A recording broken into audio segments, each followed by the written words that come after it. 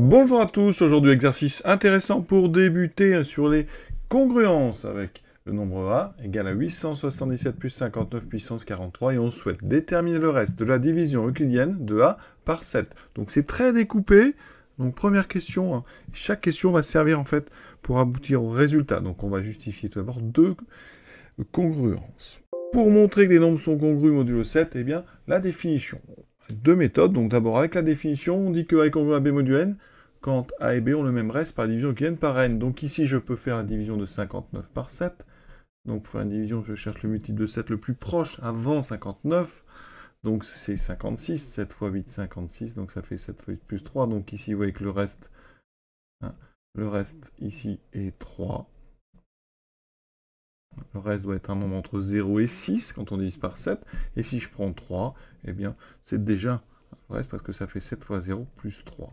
Donc dans les deux cas, le reste par la division par 7 est 3.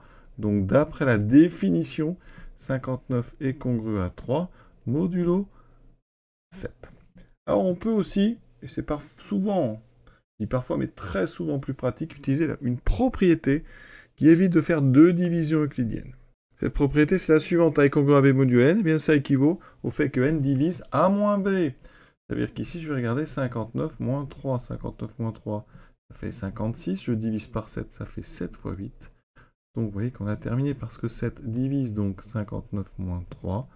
Et donc par cette propriété, 59 est congru à 3 modulo 7. Donc c'est souvent beaucoup plus pratique de faire la différence. Maintenant, 3 puissance 6. Alors calculons d'abord 3 puissance 6. 3 puissance 6, ça fait 9 fois 9 fois 9, 80 fois 9, donc 729. Alors on va diviser ça par 7, vous voyez, alors on est tout près de 700. Donc on peut faire comme ça, 700 plus 29, alors 29, donc on est tout près de 28, donc 700 plus 28 plus 1, ça veut dire qu'ici, sans calculatrice, ça fait, si je factorise par 7, j'aurai 100, et ici c'est 4 fois 7, donc 104 plus 1. Donc ici, eh bien vous regardez, ça c'est le reste par la division par 7. Donc ça veut dire que 3 puissance 6 est congru à 1 modulo 7. On aurait pu évidemment procéder autrement, en regardant donc 729, donc moins 1, qui donne 728, qui fait 7 fois 104. Donc la propriété précédente me disait que 729 était congru à 1 modulo 7. Avec un peu de pratique, on procède aussi autrement. On peut enlever comme ça des multiples de 7. Donc 729, c'est congru à 29 modulo 7, puisque j'ai enlevé 700. Ensuite, je peux enlever 28. Donc après, je me retrouve très vite à 1. Oui, par des petites soustractions de multiples de 7, on peut aussi rapidement descendre la taille des nombres. Autre méthode, quand on aura vu bien sûr, quand on aura travaillé les produits, 3 puissance 6, c'est donc 9 fois 9 fois 9, d'accord? Donc on est sur ceci. Et la compatibilité avec le produit, comme 9 est congru à 2, parce que 9 est congru à 2 modulo 7, 9 moins 2 ça fait 7, donc ça, eh bien on pourra dire que 3 puissance 6 est congru à 2 fois 2 fois 2, c'est-à-dire congru à 8, et 8 est congru à 1. Vous voyez, il y a beaucoup de façons de faire pour accélérer comme ça tout ce processus de recherche de congruence. Question de effectuer la division de 43 par 6. 43, donc je cherche un multiple de 6. 6 fois 7, 42 plus 1. Donc ça veut dire que le reste cherché, le reste, donc c'est 1. Donc de la division de 43 par 6. Maintenant, on déduire 3 puissance 43 modulo 7. Alors 3 puissance 43. Donc je vais utiliser ça. Donc ça me fait quoi? 3 puissance...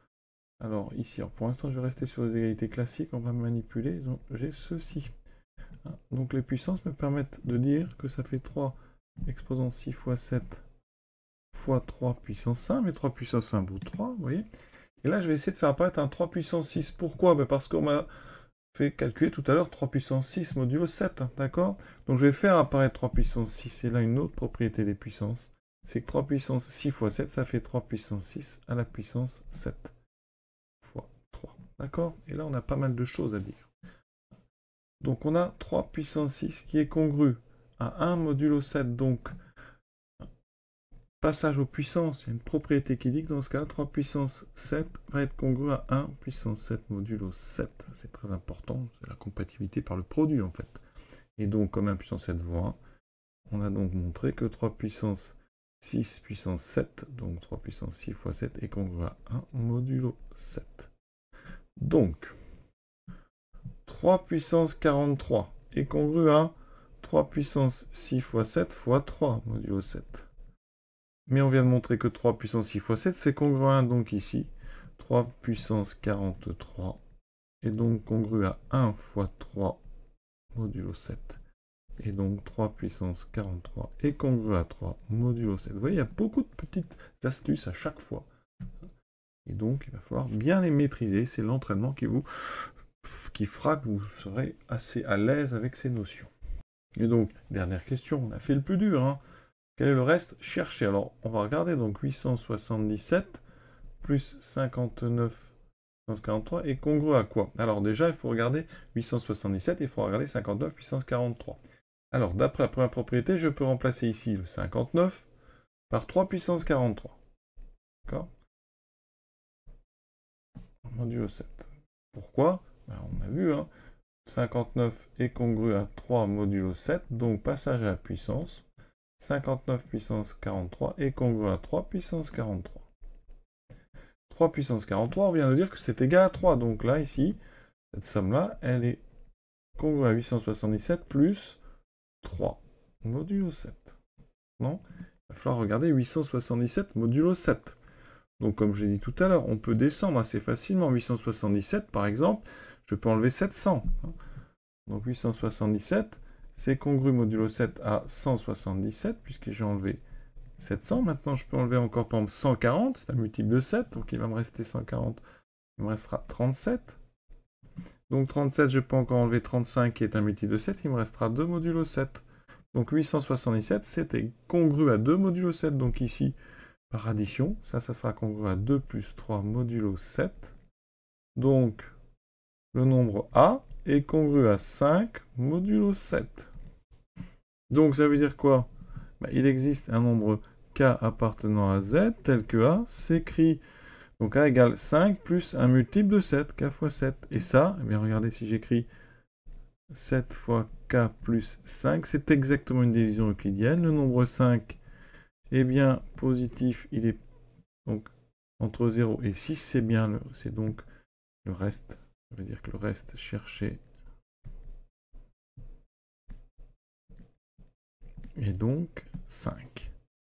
Ça veut dire qu'ici, quand vous avez deux nombres qui sont congrus modulo 7, eh bien si un des deux nombres est entre 0 et 6, eh bien vous avez en fait le reste par la division euclidienne par 7. D'accord? Donc l'exercice est intéressant, progressif. Je vous souhaite une bonne fin de journée à tous et à bientôt.